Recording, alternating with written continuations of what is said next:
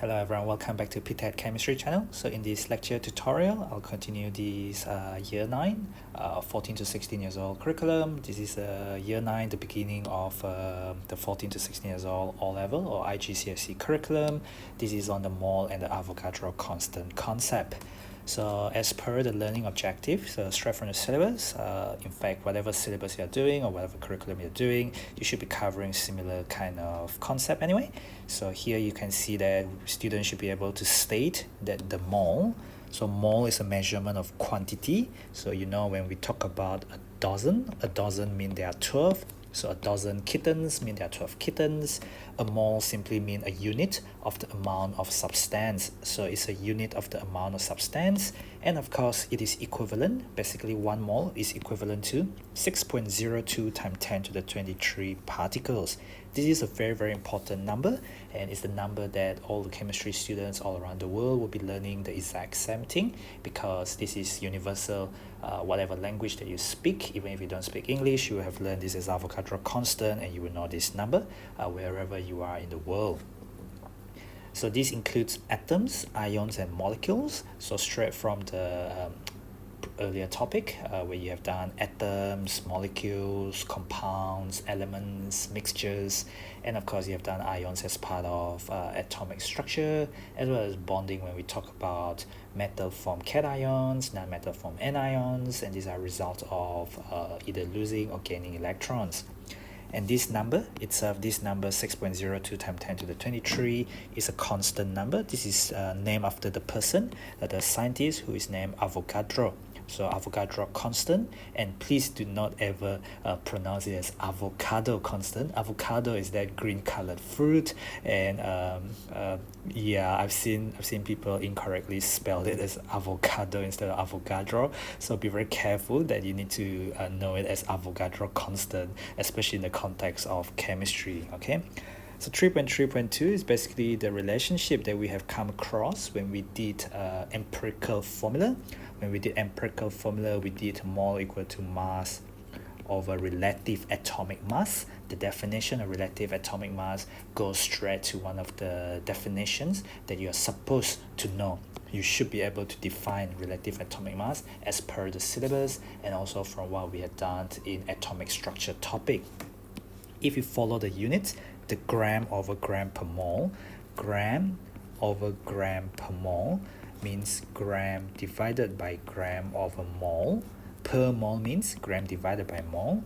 And when you have divide, so basically you can change this to multiply and you will reciprocate it. So basically you invert their position, so it's times mole over gram, and hopefully you can see the gram and gram cancel out because it's gram times 1 over gram, therefore giving you the units of mole. So the maths, the physics well, checks out, okay, so in terms of the units, so that's why we get the amount of substance in mole as mass over mR, and the unit of that has to be in gram, and this is gram per mole, so that the unit will cancel out nicely and give you a unit of mole for the amount of substance on the left hand side.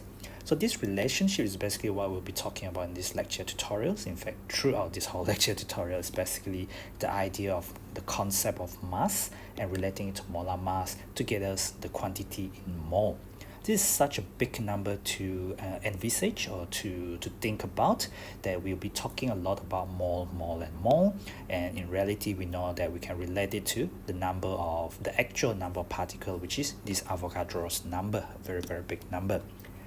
So we're going to use this relationship to calculate the amount of substance. The amount of substance is mole equal to mass over mR. Then we also need to use this relationship to calculate mass. If you have mole equal to mass over mR, if you make mass the subject, what are you going to get? So mass is going to be mole times mR. You don't need to remember another formula because you could just remember this one, which follows through from the unit, and this is mass over mR. So I can move the mR to the other side and it will become multiply. So mole times mR is going to be equal to the mass of the substance in gram. How about the other one? If I want the molar mass, however, so I have mole equal to mass over mR. So if I show you mole equal to mass over mR, so what I could do is I could have mole times mR. Mole times mR. If I bring out the mR, there's going to be mass. And then I bring the mole down to the other side, so it's mass over mole. I don't really need to do this step. This step is just to show you that I can move this up and then I can move the mole down there. If I want, I can do cross multiply where the MR goes up and the mole comes down there. That will give me mass of a mole. Mass of a mole is equal to the MR itself. Okay, so a bit of mathematics that involved there, so you need to be comfortable and okay with all of that. The other one, as you can see, the next part is calculate relative atomic mass or relative molecular or formula mass. So sometimes I mean, that's pretty much what this and this is all about. So sometimes we could be given mole is equal to mass over AR. So AR is going to be mass over N. So N there refers to mole. Mole of something is usually represented as N and then brackets something. So mole of something is usually represented by this small letter N. Relative atomic mass, just like we did for empirical formula, is for atoms. So mass over MR, mass over AR for atoms. And the fact that I can rearrange MR, I can also rearrange AR as mass over mole, mass over mole. Okay, the same thing goes from formula mass, and we know that we also know relative formula mass by using the same symbol MR, and it's the exact same method to calculate relative formula mass for ionic compound. The same way we calculate relative molecular mass for covalent compounds, and yeah, I mean it's the same method, and they are defined as the total or the sum of all the individual relative atomic masses. Moving on to the last part, is probably the hardest bit of all. Doesn't need to be that hard. So Avogadro constant, as you know, what we have defined it previously, Avogadro constant is defined as the actual number of particles.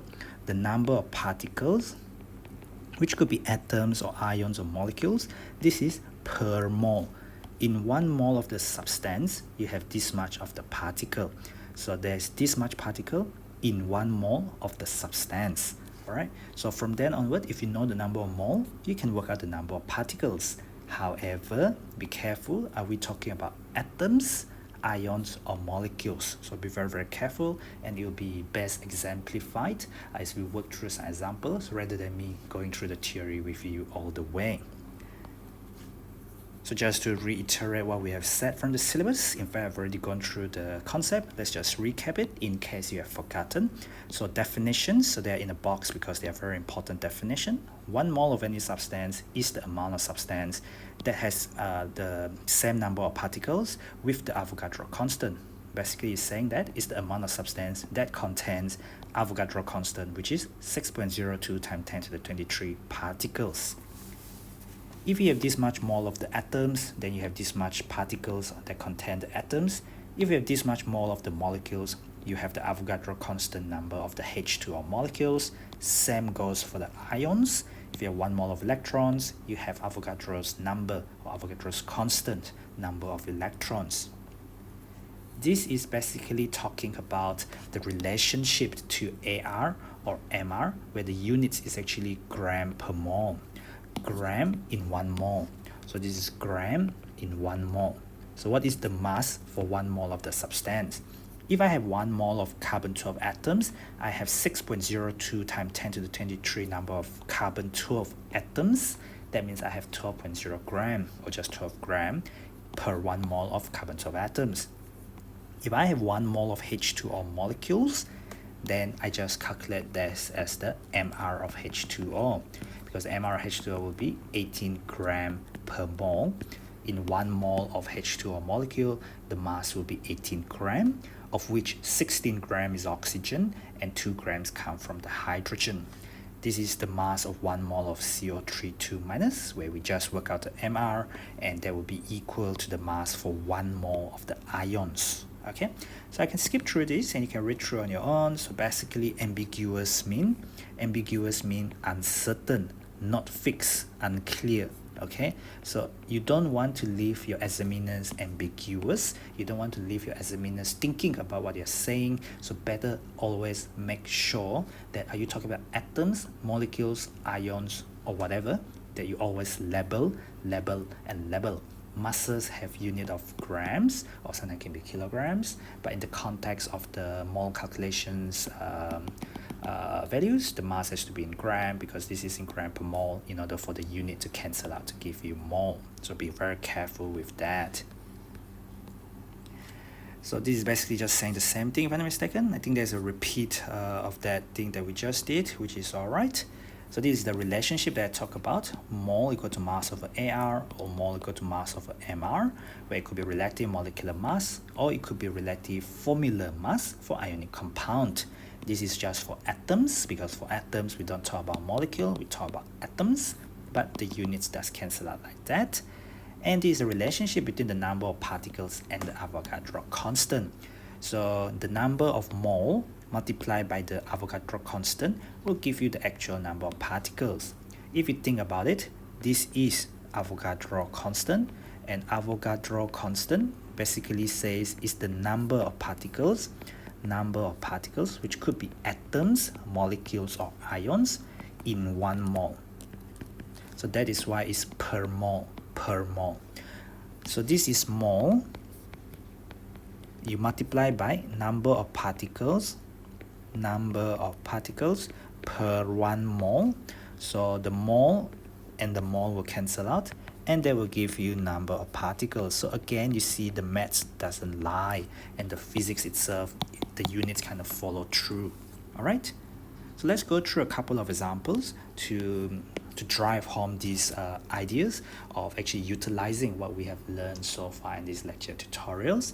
And just by watching someone else do it, it's not going to be helpful. You should really pause the video and try and do it on your own, and only check out what I'm going to do if you really can't get what to do. This is neon atoms, and you want the moles of the atoms. Okay, so I'm going to convert the actual number of atoms to the mole of neon atoms. So I need to use Avogadro constant, which is basically 6.02 times 10 to the 3. In this case, the particle is atoms, so it's actually atoms per mole. For 1 mole of neon, I have 6.02 times 10 to the 23 atoms. So if I can think about it, if I have 6.02 times 10 to the 23 atoms, that is equivalent to 1 mole. So I am doing a direct proportion. A direct proportion is a ratio exercise from either your primary school or your lower secondary mathematics, but it is a mathematics exercise. So for 1 times 10 to the 3 atoms, which is still a big number, but because both of these are 10 to the 23, you can see this is a smaller number than these. You would expect the mole to be lesser than 1, because this is actually lesser than the Avogadro constant. You could see them 10 to the 23. This is lesser than 6.02, so it's 1 mole times the lesser amount, because this is just a direct proportion. The more atom, if you have this much atom, you have 1 mole. If you have lesser than that, you have lesser than 1 mole. So you time the lesser number over the bigger number.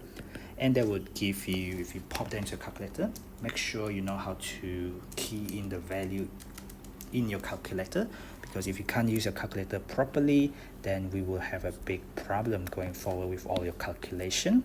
These are standard form value, where the thing has to be a number between 1 and 9. Okay, actually between 1 and 10, but you can't have 10, you can't have 10, it has to be lesser than 10. All right, and you bring whatever power into the 10 there. And this gives me 0.166 mole. So this is the atoms of neon. This is mole of neon atoms. This is mole of neon atoms. All right. Moving on to the next question.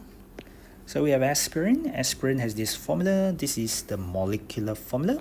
Definition of molecular formula is the actual number of atoms. So there are 9 carbon atoms, 8 hydrogen atoms, and 4 oxygen atoms. The actual number of atoms in 1 single molecule. Okay, that is the second mark to how you defined molecular formula. So they're asking us how many carbon atoms are there in 1 mole. 1 mole. Okay, so if I have 1 mole, well, if I have one molecule of C9H8O4 has 9 carbon atoms. So we are counting in 1 molecule, there are 9 carbon atoms. So therefore, in 1 mole of C9H8O4, I will have 9 mole of carbon atoms, because I am just multiplying the whole thing by Avogadro constant. So I know in 1 mole of it, I will have L number of C9H8O4 molecules. But that is not what I want. I want the number of mole of the number of carbon atoms. So I always start from mole. Once I get the mole, only then I convert it to Avogadro's. I multiply by Avogadro's number to get the 9 times 6.02 times 10 to the 23, and you process that, and I can get 5.418 times 10 to the 24. This is number of carbon atoms, so this is actually carbon atom. It's got nothing to do with mole anymore, because this is mole, 9 mole. 9 mole multiplied by the number of carbon atoms per mole. The mole and the per mole will cancel out. You don't get mole anymore. This is not mole. This is actual number of atoms. If you divide this by Avogadro's constant, you're going to get 9 mole again, which is a simplified version of saying that this is the actual number of particles in terms of mole, which is a much smaller and easier number to manipulate. That's it for these lecture tutorials, and I'll see you in the next lecture tutorials. Perhaps you can go through some of the other tutorials on the work itself, the associated work related to this particular lesson, and then you will see how the concepts are further exemplified with questions, all right, in real life examples, basically from past paper questions or from various other sources. Thank you for watching, and don't forget to click the button on the bottom right to subscribe to the channel, and share the channel widely with all your friends, chat group, juniors, seniors from school, and other people, and follow me at ptet.chemistry. That is ptet.chemistry on Facebook, Instagram, and Twitter.